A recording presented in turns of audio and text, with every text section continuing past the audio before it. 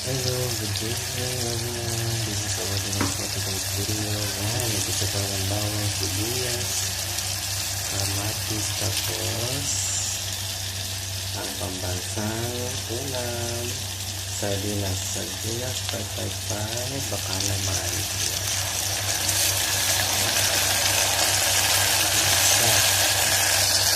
yan. Yan, nilagyan natin ng tubig. Ngayon, ilalagay na natin ang upo.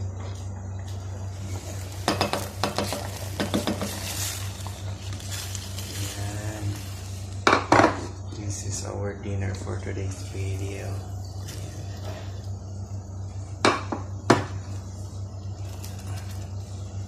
Yan.